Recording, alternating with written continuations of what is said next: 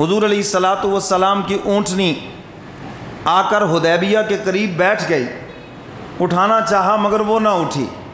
حضور علیہ الصلاۃ والسلام نے فرمایا یہ کبھی ایسے تو نہیں کرتی تھی، اس کا مطلب یہ ہے کہ اللہ کا حکم کچھ اور ہے۔ حدیبیہ کے مقام پہ پہنچے، حضور علیہ الصلاۃ والسلام نے فرمایا اونٹنی کو آزاد کر دو۔ صحابہ نے عرض کیا اللہ کے محبوب یہاں پر ایک چھوٹا سا کنواں ہے اور تھوڑا سا پانی ہے جو کہ ہم نے استعمال کر لیا، اب پانی بھی نہیں ہے اور اوپر سے پیاس کی شدت بھی ہے، گرمی کا موسم ہے، کیا حکم ہے؟ حضور علیہ الصلاۃ والسلام نے اپنا تیر نکالا اور فرمایا کہ یہ لے جاؤ اور جا کر اس کنویں میں گاڑ دو اور پھر دیکھنا کہ اللہ کا حکم۔ یہ حضور کا معجزہ ہے۔ حضور علیہ الصلاۃ والسلام کا وہ تیر صحابہ لے گئے، جا کر کنویں میں گاڑا، کہتے جو ہی اس کو زمین میں گاڑا تو پانی کا چشمہ پھوٹ پڑا، ٹھنڈا پانی ہم نے پیا، وضو کیا، جو بھی ہماری ضروریات تھی۔ میرے محترم سامعین، اللہ رب العزت کی قدرت، نبی کا معجزہ اور ولی کی کرامت یہ برحق ہے اور یہ قرآن و حدیث سے ثابت ہے۔ بہت سے لوگ کہہ دیتے ہیں اللہ میاں کو معجزہ دکھائے، اللہ کا معجزہ ہوتا ہی نہیں ہے، اللہ کی قدرت ہوتی ہے، معجزہ نبی کا ہے۔ میرے محترم سامعین، معجزہ کیا ہے؟ اللہ اپنے نبی کے ہاتھ سے ایسا کام کروا دے انسان اس کی مثال لانے سے عاجز ہوں، کوئی بھی اس کی مثال نہ لا سکے، وہ معجزہ ہے۔ اور معجزے میں ہاتھ نبی کا ہوتا ہے، پیچھے طاقت اللہ کی ہوتی ہے۔ اور کبھی اللہ ڈائریکٹ ایسا کام اپنی قدرت سے کر دیتے ہیں، کائنات جس کی مثال نہیں لا سکتی تو اس کو اللہ کی قدرت کہیں گے۔ اور کبھی ایسا کام ولی کے ہاتھ سے ہو جاتا ہے، ہاتھ ولی کا ہوتا ہے، پیچھے طاقت اللہ کی ہوتی ہے۔ تو میرے محترم سامعین، حضور علیہ الصلاۃ والسلام کے معجزات بے شمار ہیں، کوئی ایک معجزہ نہیں ہے، بے شمار اللہ نے اپنے محبوب کو معجزات عطا فرمائے۔ پانی کا چشمہ جاری ہو گیا، حضرات صحابہ کرام نے پڑاؤ ڈالا، مکہ والے جنگ کی تیاری میں مصروف ہو گئے۔ حضور علیہ الصلاۃ والسلام نے صحابہ سے مشورہ فرمایا سفیر رسول بن کر کون جائے جو مکہ والوں سے مذاکرات کرے؟ سیدنا فاروق اعظم سے فرمایا تم جاؤ، اللہ کے محبوب حاضر ہوں، لیکن ایک گزارش ہے، میں نے تو کئی کافروں کی ٹانگیں کاٹی ہیں اور میرا تو جلال مشہور ہے، تو یہ لوگ جب مجھے دیکھیں گے تو یہ تو بالکل برداشت نہیں کریں گے۔ مناسب یہ ہے کہ سیدنا عثمان غنی رضی اللہ تعالیٰ عنہ کو بھیجا جائے، اور ساتھ ہی عرض کیا کہ ان کی رشتہ دار وہاں بہت زیادہ ہیں، اور دوسرے نمبر پر ان کی کاروباری تعلقات بھی بہت ہیں،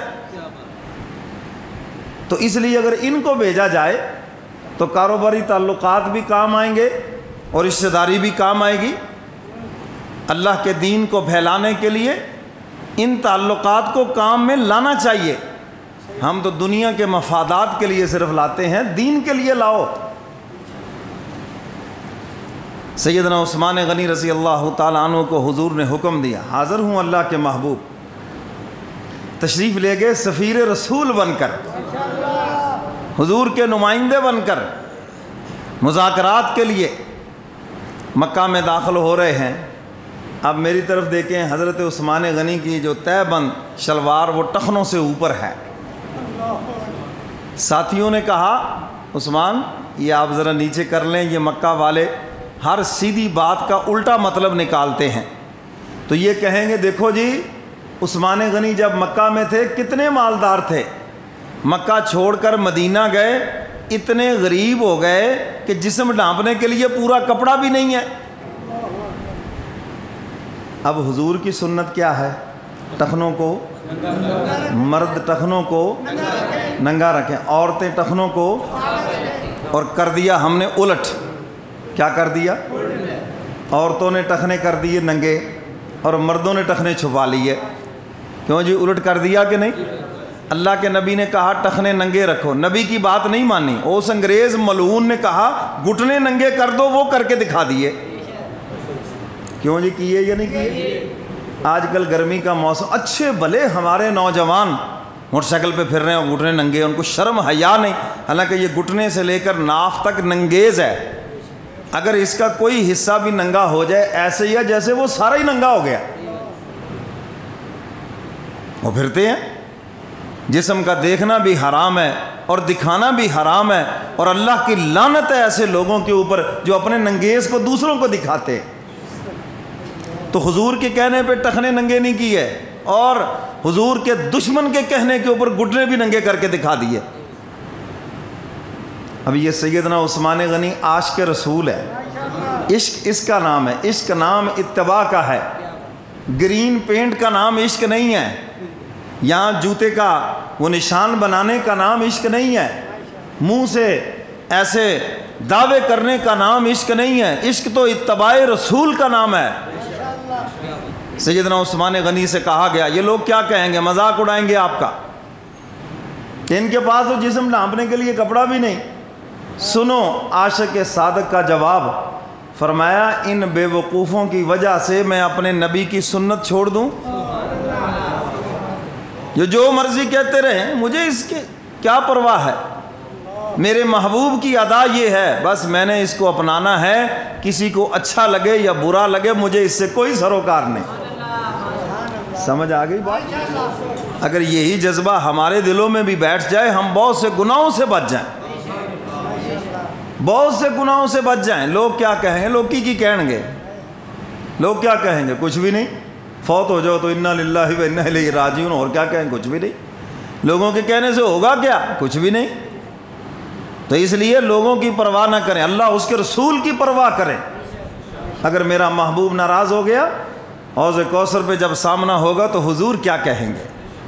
اللہ کے دربار میں حاضری ہے تو اللہ کیا کہیں گے، یہ سامنے رکھیں. سیدنا عثمان غنی رضی اللہ تعالیٰ عنہ سفیر رسول بن کر گئے. کوئی پرواہ نہیں، حضور کی ادا یہ میں ایسے ہی جاؤں گا. مکہ والوں سے مذاکرات. حضرت ابو سفیان رضی اللہ تعالیٰ عنہ جو فتح مکہ کے دن مسلمان ہوئے، ان دنوں میں یہ سردار ہے، کمانڈر ان چیف ہیں کفر کی طرف سے.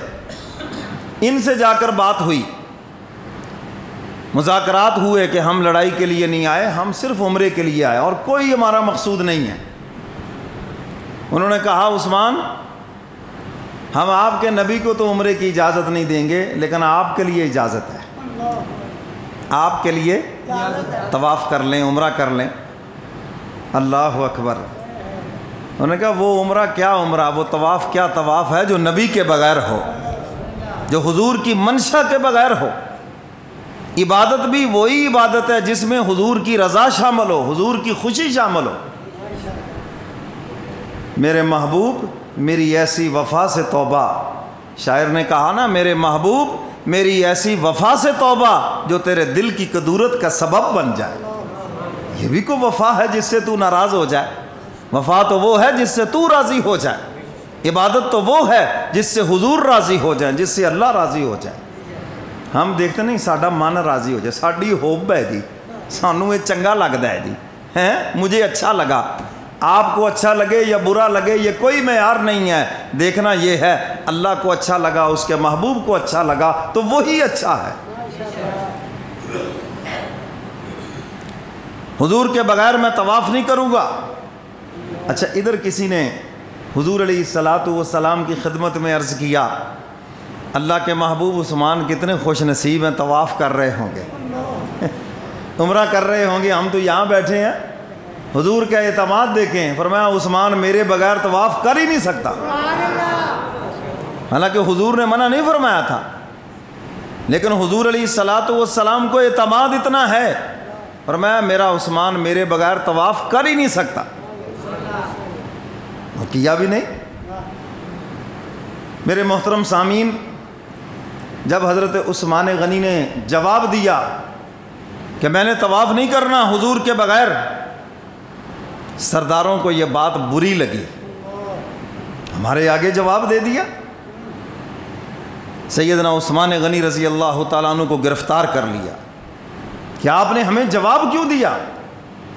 یہ انا پرست جو لوگ ہوتے ہیں نا جی، چھوٹی سی بات کو وہ پتنگڑ بنا دیتے ہیں، کیونکہ وہ تکبر کے مارے ہوئے ہوتے، فرعونیت ہے اندر ان کے، بات کچھ بھی نہیں ہوتی ہے جی، لیکن وہ ایسا طوفان کھڑا کر دیں گے کیونکہ وہ اندر سے متکبر انسان ہے۔ تکبر کے کچھ سینگ تھوڑی ہیں جو سر پہ لگے اور نظر آ جائے گا یہ متکبر آدمی ہے، یہ اس کی باتیں اور اس کی ادائیں بتلاتی ہیں۔ حکیم الامت مجدد ملت حضرت مولانا اشرف علی تھانوی رحمۃ اللہ علیہ فرمایا کرتے تھے، میں تو لوگوں کا صرف اٹھنا بیٹھنا دیکھ کے ہی پہچان لیتا ہوں یہ عاجز انسان ہے، یہ متکبر انسان ہے۔ ایسے نہیں ان کو حکیم الامت کا لقب ملا، اور یہی سب سے بڑی بیماری ہے جس کا علاج بڑی دیر میں ہوتا ہے، بڑا مشکل ہے جس کا علاج۔ میں نکلتے نکلتے بعض مرتبہ تو جان بھی نکل جاتی، کیا مطلب کہ اتنا لمبا پیریڈ گزر جاتا ہے، موت کا ٹائم آ جاتا ہے مگر اندر سے میں نہیں نکلتی، کیونکہ میں کوئی ایک قسم کی تو نہیں ہے نا، کسی کی دولت کی میں ہے، کسی کی حسن کی ہے، کسی کی طاقت کی ہے، کسی کی برادری کی ہے، کسی کی عہدے کی ہے جی، کسی کی کسی چیز کی اکڑ میں ہے۔ اب یہ تو ایک وقت کے بعد پتہ چلتا ہے کہ اس کو کون سی میں لگی ہوئی ہے، اور یہ تو پھر آگے معالج بھی کوئی ہو روحانی جو اس کو سمجھتا ہو، اس کا علاج جانتا ہو، جا کے علاج ہوگا، اور اگر اناڑیوں کے ہاتھ چڑھے گا تو پھر اس کی میں کا کبھی علاج بھی نہیں ہوگا، اب تو ساری زندگی یوں ہی رہے گا کام۔ اور فرمایا کہ یہ جو تکبر ہے، میں ہے رائی کے دانے کے برابر بھی جس کے دل میں، رائی کا دانہ کیا؟ یہ سرسوں کا دانہ ہے، فرمایا رائی کے دانے کے برابر بھی اگر کسی کے دل میں ہو، جنت میں جانا تو دور کی بات ہے، خوشبو بھی نہیں سونگے گا۔ ہم سمجھتے ہیں ہم نے نفل پڑھ لیے، تہجد پڑھ لی، نماز پڑھ لیے، جنت کے ٹکٹ مل گئے، غلط فہمی میں نہ رہنا۔ مدینے کے منافق حضور کے پیچھے نماز پڑھتے تھے، پھر جہنم کا ایندھن بن گئے۔